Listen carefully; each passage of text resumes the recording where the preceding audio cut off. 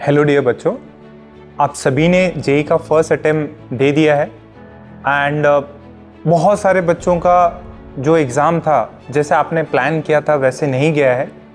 तो स्वाभाविक बात है, आपको बहुत सारे फीलिंग्स एक साथ आ रही हैं। There are feelings of fear, आपको स्ट्रेस हो रहा है, डिसअपॉइंटमेंट है एंड इवन सेल्फ डाउट है कि यार मेरे से ऐसा होना चाहिए था, मैं तो कर ही नहीं पाया ये। सो देखिए, अगर ये सब स्टेजेस से आप गो थ्रू कर रहे हैं देन सिंपल से एक बात मानिए, ये नॉर्मल है। Everything that I have mentioned it is normal. सभी बच्चे फेस करते हैं इसको।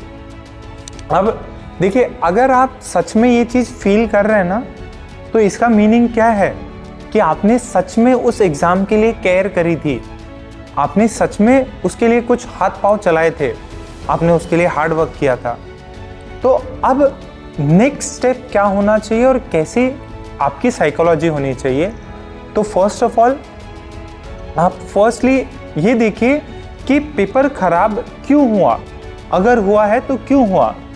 अब उसके कुछ भी रीज़न हो सकते हैं, आप सेल्फ एनालाइज करें।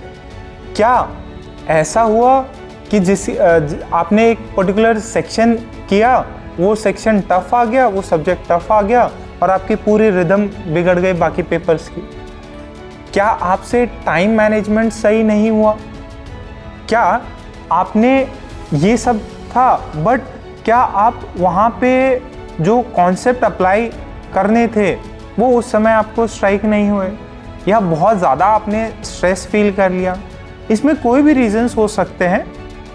अब मेन आपको क्या करना है, मैंने पूरे पॉइंट्स बनाए हैं।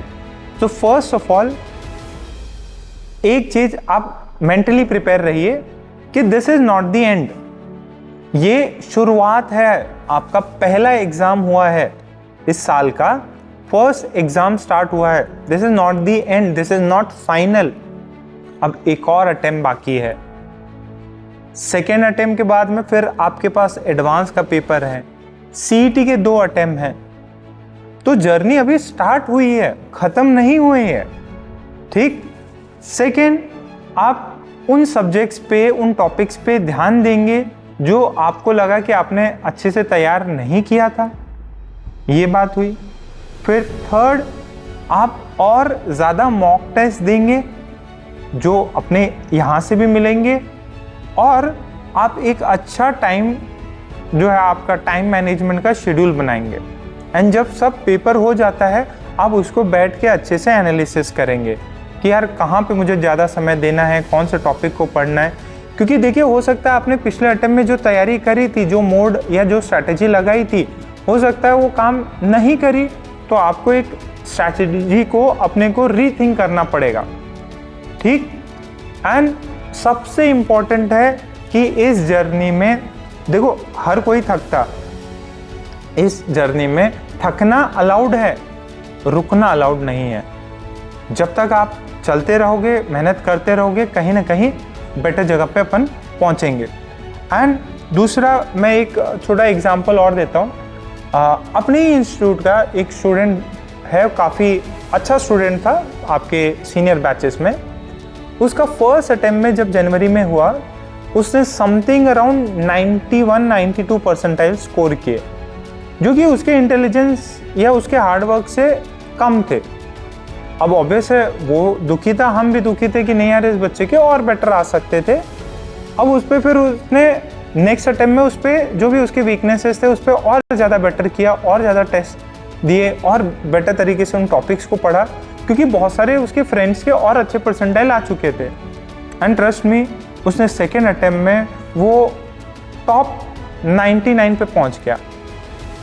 अब ये बहुत इंपॉर्टेंट चीज़ है कि आप 92 से 99 पहुंच रहे। कई बच्चे ऐसे हैं जो 80s में रहते हैं, नेक्स्ट अटेम्प्ट में 97 पहुंच जाते हैं।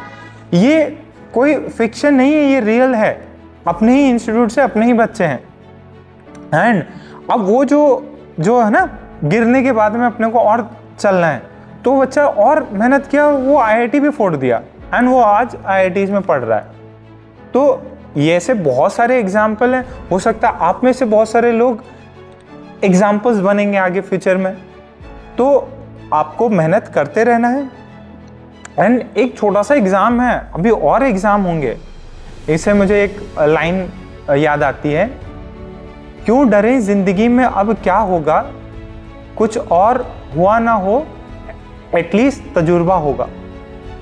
तो आप जो कुछ होगा देखा जाएगा, एंड एटलीस्ट आपको एक एक्सपीरियंस आ रहा है। तजुर्बा इज एक्सपीरियंस, कि आप इस जर्नी को चलते जाइए।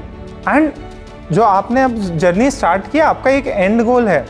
अब ज़रूरी नहीं है कि वो रास्ता ऐसे ही जाना है, आप इस तरीके से भी यहाँ पे अपने गोल तक पहुँच सकते हैं। एक दूसरा रूट लेके, दूसरा एग्ज़ाम लेके भी आप पहुँच सकते हैं। तो अपने टारगेट हाई रखिए, मेहनत करते रहना है। अभी फ़िलहाल बोर्ड पे फोकस करना है, एंड जो समय मिले उसमें अपने CET पे, देन सेकेंड अटेम्प्ट पे, एडवांस पे आप मेहनत करेंगे। आई गेस ये वीडियो आपके लिए हेल्पफुल रहेगा। एंड लगे रहना है और मेहनत करते रहना है। जब आपकी सक्सेस होगी तब बहुत शोर मचेगा, अब बस खामोशी में मेहनत करते रहो। ठीक है, ऑल द बेस्ट।